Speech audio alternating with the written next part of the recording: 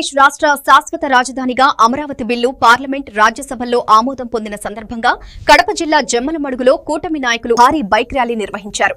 జిల్లా అధ్యక్షుడు భూపేష్ రెడ్డి ఆధ్వర్యంలో మోరగుడి 3 రోడ్ల సర్కిల్ వద్ద బీసీ నాయకుడు కుండారామయ్య విగ్రహానికి పూలమాలలు వేసి ర్యాలీని ప్రారంభించారు. పట్టణంలో సాగిన ఈ ర్యాలీ పాత బస్టాండ్ వరకు కొనసాగింది. అనంతరం అంబేద్కర్, ఎద్దుల ఈశ్వర్రెడ్డి, పొట్టి శ్రీరాములు, మహాత్మా గాంధీ విగ్రహాలకు పూలదండలు వేసి నివాళులు అర్పించారు. జై అమరావతి, జై జై అమరావతి నినాదాలతో పట్టణం మారుమోగింది.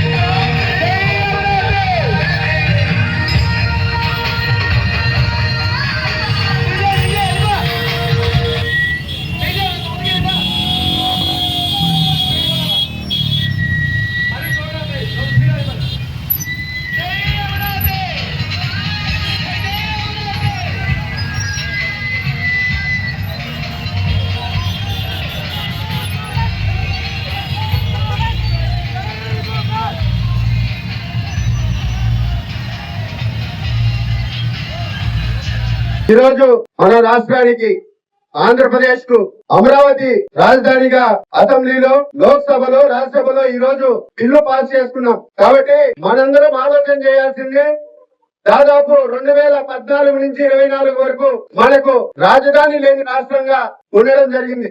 కానీ ఏ రోజైతే మనం కొత్త రాష్ట్రంగా ఏర్పడిన తర్వాత 2000 ప్రధానమంత్రి వర్యులు నరేంద్ర మోడీ గారు, మన ముఖ్యమంత్రి వర్యులు చంద్రబాబు నాయుడు గారు ఆ రోజు అమరావతికి శంకుస్థాపన చేయడం జరిగింది. ఇదే ఆంధ్రప్రదేశ్ కి రాజధాని అని. ఆ రోజు కేంద్రం నుంచి కూడా మన పెద్దలు నరేంద్ర మోడీ గారు మనకు పవిత్రమైన మట్టి, పవిత్రమైన జలాలు తీసుకొని వచ్చి మన భారతదేశం నలుమూల నుంచి ఈ మట్టి గాని ఈ జలాల్ని తీసుకొని వచ్చి ఇదే శాశ్వత రాజధాని చెప్పి ఆ రోజు మన ప్రధానమంత్రి వర్యులు చెప్పడం జరిగింది.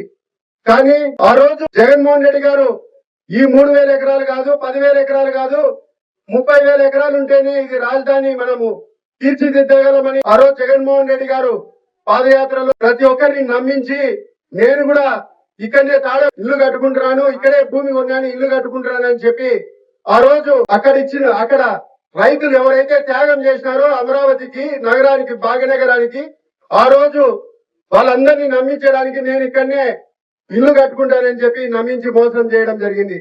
కానీ ఏ రోజైతే 19లో జగన్మోహన్ రెడ్డి గారు ముఖ్యమంత్రి అయిన తర్వాత 3 ముక్కలాట ఆడడం జరిగింది. కాబట్టి ఆ రోజు నుంచి మనం ఏ రాష్ట్రానికి పోయినా కూడా మీ రాష్ట్రానికి ఏది రాజధాని అంటే మనమే చెప్పలేని పరిస్థితులలో ఉన్నాం. మిగతా రాష్ట్రాలు కూడా మీకు 3 రాజధానిలా, మాకు ఒక రాజధాని ఉంది.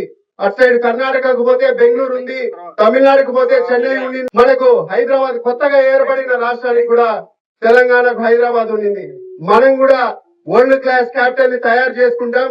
మన అనుభవకుడు, మన ఆంధ్రప్రదేశ్ కు పెద్ద కొడుకు లాంటి వాడు, పూర్తిగా అవగాహన ఉన్న వ్యక్తి చంద్రబాబు నాయుడు గారు అని చెప్పి ఆ రోజు రైతులు కూడా నమ్మి ఒక ఆశాభావంతో మన రాష్ట్రాన్ని అభివృద్ధి చెందుతుంది, నడిబట్టున ఉంది, మనకు కుప్పానికి తీసుకున్నా, అటు సైడ్ శ్రీకాకుళం నుంచి తీసుకున్నా కూడా ఇది సెంటర్ అవుతాదని చెప్పి ఆ రోజు అక్కడ రాజధానిని తీర్మానం చేసుకుని మన అందరం చేసుకోవడం జరిగింది. కానీ ఏ రోజైతే మనం 19లో మనము మన ప్రభుత్వాన్ని కోల్పోయినామో, జగన్మోహన్ రెడ్డి గారు ముఖ్యమంత్రి అయినారో, ఆ రోజు నుంచి పూర్తిగా అమరావతిని గాని, అమరావతిలో ఉన్న ప్రజల్ని గాని, ఎవరైతే అమరావతి కోసం త్యాగం చేసినారో రైతులు భూములు ఇచ్చి, వాళ్ళందరినీ ప్రతిరోజు అరాచక పాలనతో హింసించి, ఇష్టం వచ్చినట్టు వాళ్ళను అగౌరవపరిచి, వాళ్ళు చట్టబద్ధంగా రాజధాని నుంచి వాళ్ళు ఈవెన్ తిరుపతి, తిరుమల దేవస్థానానికి పోయి మేము ముక్కులు తీసుకుంటామన్నా కూడా వాళ్ళని పోకోకుండా అడుగున వాళ్ళ అడ్డంకులు సృష్టించిన